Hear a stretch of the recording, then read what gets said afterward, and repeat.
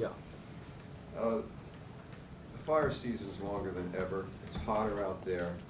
What do you see in the next couple of months? Is this the first of a big fire? Are we going to see more big fires? Well, you know, I don't have a crystal ball here, but I would not be surprised if there were more fires. Obviously, there are going to be more fires. It's drier, and you get the soil is drying, the vegetation is drying. That makes for perfect kindling.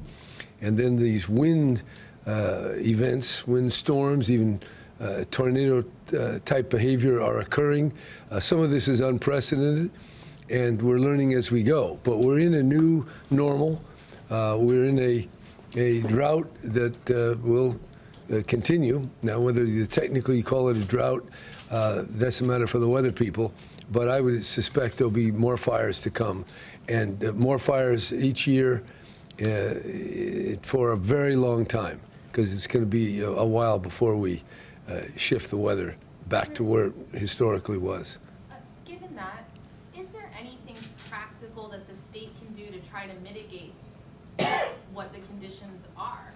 Well, we have a forest management task force to do planned burnings to thin out the forest. There's also, there are a number of things, both in warning and having enough trained personnel, being ready. So there's lots of practice. People are doing everything they can, but nature is very powerful, and we're not on the side of nature. We're fighting nature with the amount of material we're putting in the environment. And that material traps heat, and the heat fosters fires, and the fires keep burning. So that's where we are, and we will have to mitigate. And the Forest Task Force is moving in that direction, but I think in the years to come, you're going to see a lot more expenditure on prevention and adaptation and helping people avoid these kind of fires. Governor, or escape from them. On that topic, you mentioned the budget. Can you talk about, do you think there's going to be much of an impact on this year's budget given the growing and unexpected costs? Well, and in the future, how much do you think that's going to have to be taken? Well, there's money in this year's budget. We're enjoying the 9th year of recovery. So this is the period when money accumulates to its highest degree. Probably within a year or maybe slightly longer, that money will begin to diminish and not materialize because of the business cycle that will have the downturn. So we've got the money now. But I would say things will get much tighter in the next 5 years as the business cycle turns negative and as the fires continue. Now, maybe the fires will pause for a year or two, but over a decade or so, we're going to have more fire, more destructive fire, more billions that will have to be spent on it, more adaptation, more prevention. So all that is the new normal that we have to face. So far, this fire activity is a small part of our very large budget, but it is a growing part, and it will continue to grow as we adapt to the changing weather. In recent years, we've seen these fires not just tackle wildfire area, but actual towns and whole communities. Right.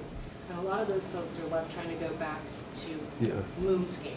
What's being done to allocate money to those people so they can get back on their feet sooner? Well, there's the federal emergency relief. There are various low-interest loans, and there are various programs that are made available. This is going to become an increasing problem. California historically was not designed for 40 million people. It was designed for a few 100,000. And I know that because that was the number for eons, at least 12,000 years, maybe longer. No one ever thought to try to have 40 million people. That was just yesterday that we got that idea. And even 20 million is rather recent. So we're in a bold, unprecedented experiment with 40 million people and 32 million vehicles that burn flammable oil and gas. So we're going to have to adapt. We're going to change our technology.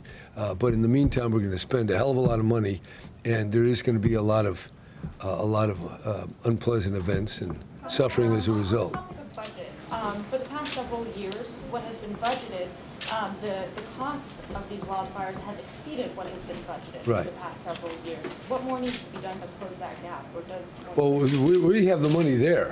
We have a rainy day fund.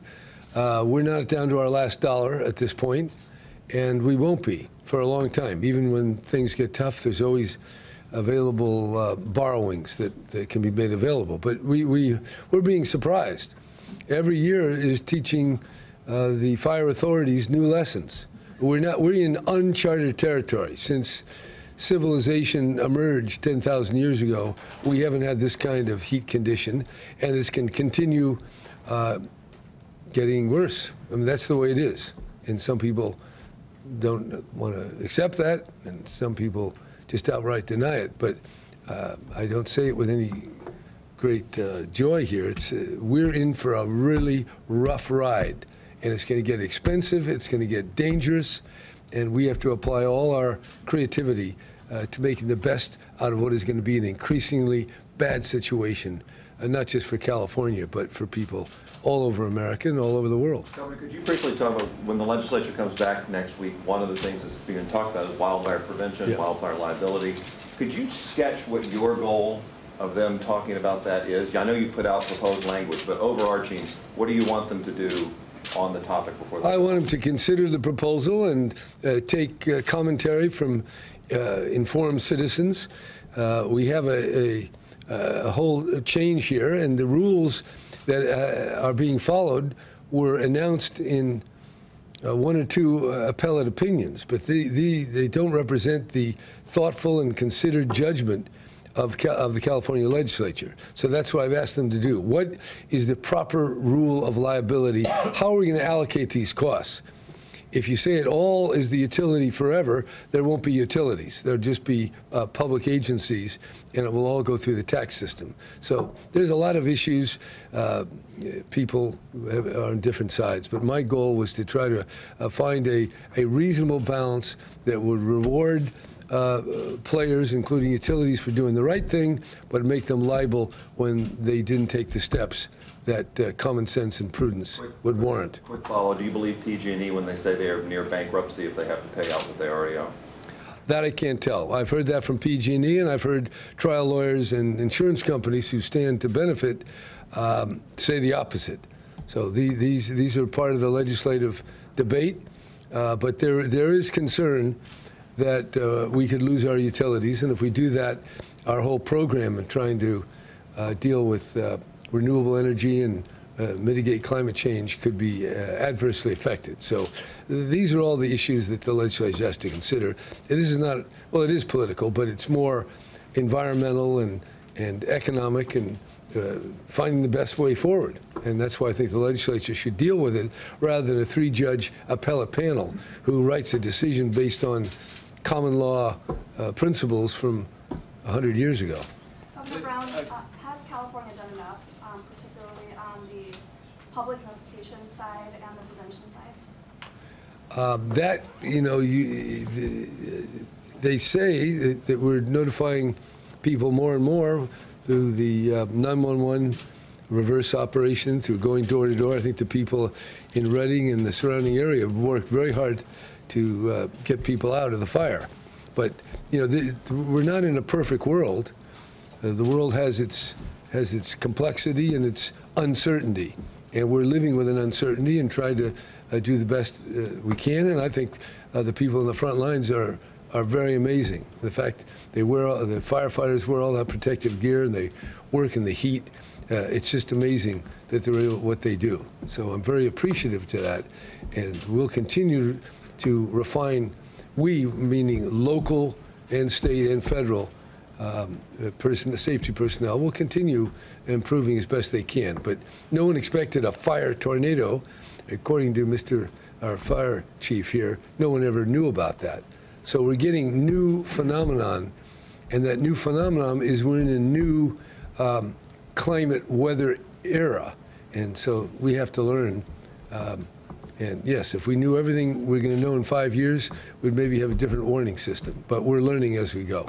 Two questions. One, PG&E's CEO, Rachel Williams, called the proposal that you offered insufficient.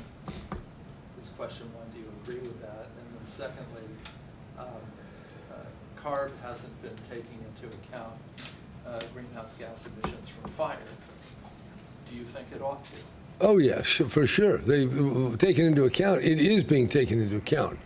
Mother Nature is taken into account, so CARB might as well record that fact with particularity. As far as the proposal, we drafted it in a way that there's possibilities for improvement. That's the legislative process. We put the ball in play, and now we expect thoughtful people to reflect on this. This is serious business, and how do you want to handle this? There's a lot of people who can tee off from their particular interest, but we want the legislature to represent all the people and sift through the various claims, and we'll be part of that. We'll help and give them the best thinking we can.